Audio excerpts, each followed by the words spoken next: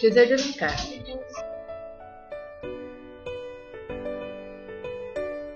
José de Alencar nasceu em Messejana, Ceará, em 1º de maio de 1829 e faleceu no Rio de Janeiro em 12 de dezembro de 1887, podendo considerar Alencar como precursor do romantismo no Brasil.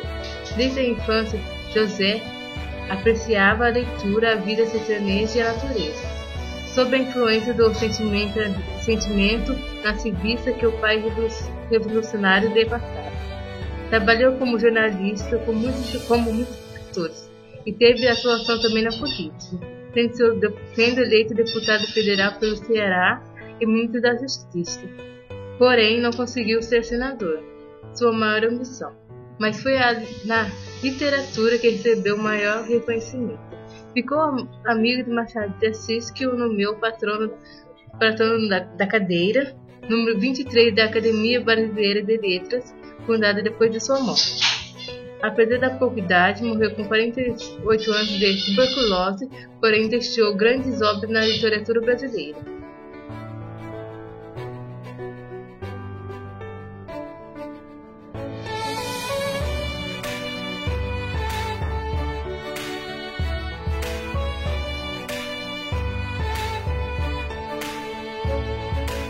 Ele publicou ao todo 20 obras. O primeiro é o livro 5 Minutos. Foi lançado em 1856 e conta a história de amor dramático.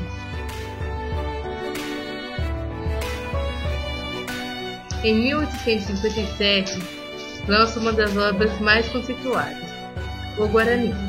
O romance conta a história de amor entre o índio Pérez e a moça branca Cécia, sendo comissionado ao Brasil no século XIX.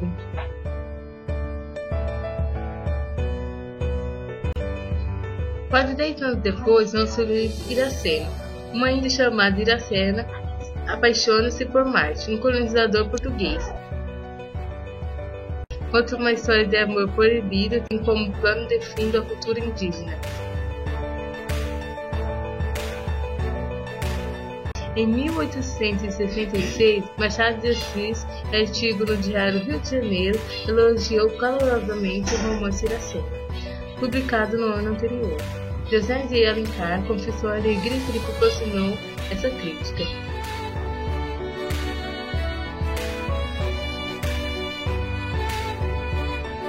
Em 1875, publicou a obra mais famosa, Senhora, sendo uma das últimas obras trabalhadas.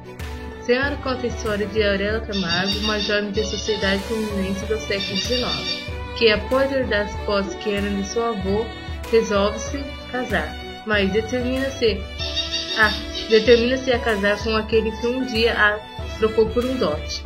Ela, magoada, quer se vingar de Fernando Seixas, humilhando-o ao comprá-lo. Uma história que mostra a decadência do Segundo Império Brasileiro.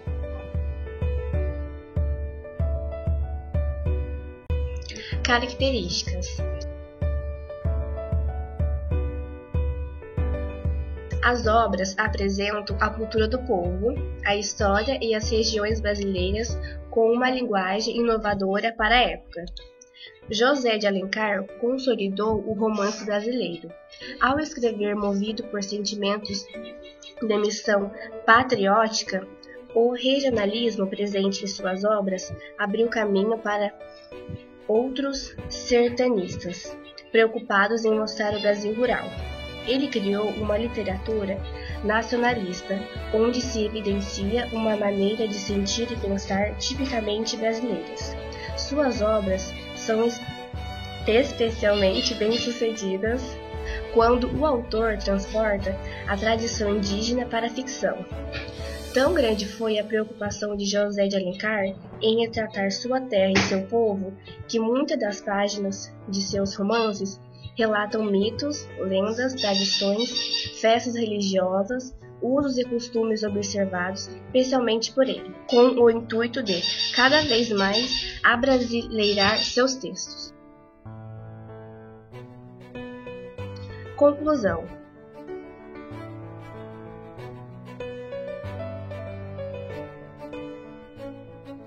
Sua obra é da mais alta significação nas letras brasileiras, não só pela seriedade, ciência e consciência técnica e artesanal com que a escreveu, mas também pelas sugestões e soluções que ofereceu, facilitando a tarefa da nacionalidade da literatura no Brasil e da consolidação do romance brasileiro, do qual foi o verdadeiro criador, sendo a primeira figura das nossas letras. Foi chamado o patriarca da literatura brasileira. Sua imensa obra causa admiração não só pela qualidade, como pelo volume. Se considerarmos o pouco tempo de José de Alencar, pode dedicar-lhe numa vida curta.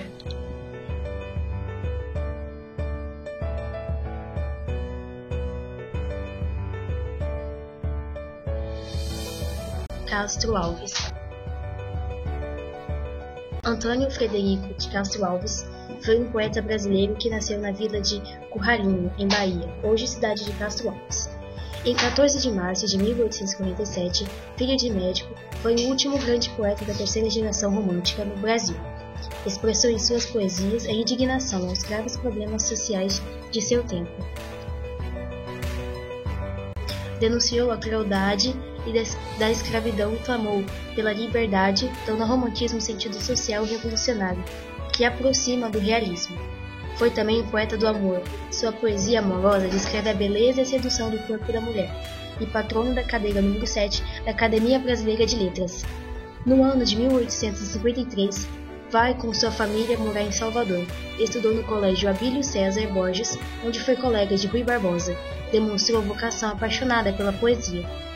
Em 1862, seu pai casou com Maria Rosário Guimarães e nesse mesmo ano foi morar no Recife, a capital pernambucana. Com as ideias abolicionistas e republicanos de Castro Alves, recebe influências do líder estudantil Tobias Barreto.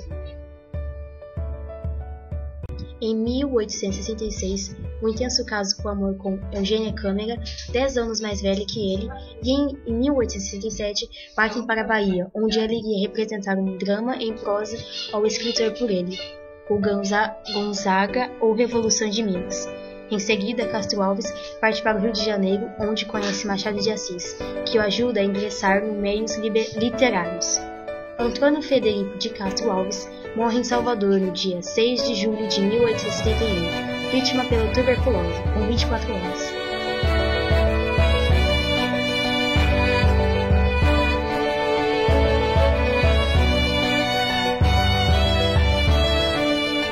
O Navio Negreiro, um dos poemas mais conhecidos e belos da literatura brasileira e mundial. No poema, o escritor baiano dá voz aos sem vozes, descrevendo como era o transporte dos negros durante o período da escravidão.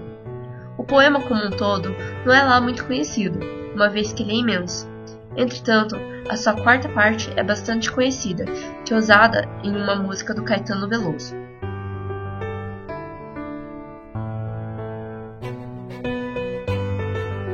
Gonzaga ou a Revolução de Minas. Escreve uma única peça de teatro.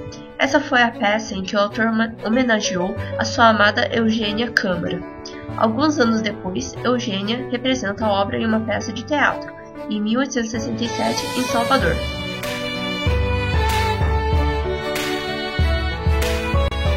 Espumas Flutuantes é sua obra lírica mais significativa. Contém 53 poemas e Castro Alves retoma o tema do amor em sua sensualidade e em sua realização, transformando o sentimento amoroso em pleno sentido de prazer e sofrimento. Descreve cenas oportunas da paixão humana.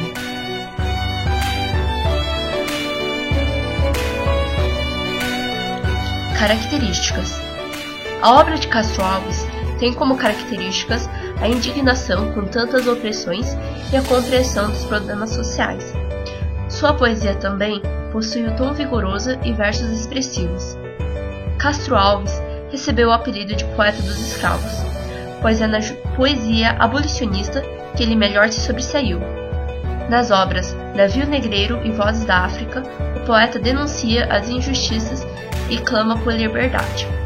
A poesia amorosa dele é mais sensual do que o comum na época. A mulher aparece envolvida em um clima de erotismo e paixão e está muito próxima a ele.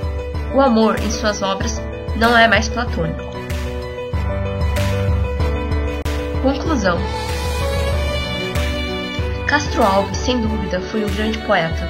Ficou conhecido como o cantor dos escravos, e a prova disso são que as suas obras não se perderam na história, pois os seus poemas tinham e continuam tendo muito para se refletir.